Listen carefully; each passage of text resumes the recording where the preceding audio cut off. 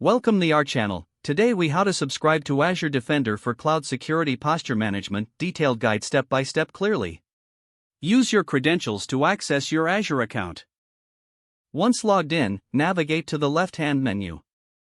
Find and click on Microsoft Defender for Cloud. This action will redirect you to the Defender for Cloud dashboard.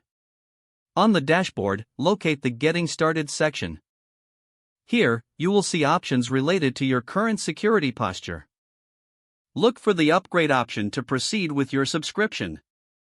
Click on Upgrade to start the subscription process. You will then be presented with a list of available plans. Review the plans and select the one that meets your needs. After choosing a plan, click on Select. Next, you will see an overview of your selection. Confirm that all details are correct before continuing.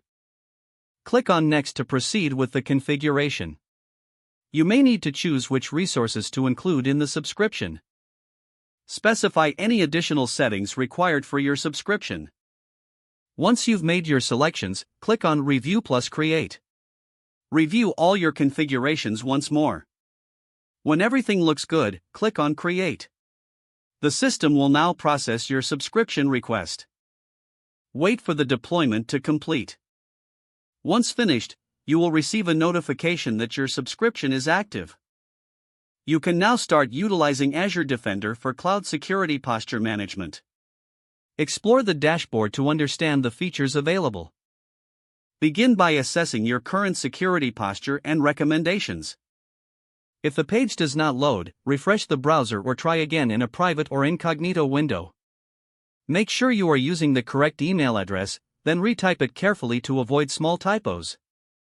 If your password is not accepted, use the Reset option and create a new strong password you can remember. Check your spam folder for verification or security emails, then complete any requested confirmation steps.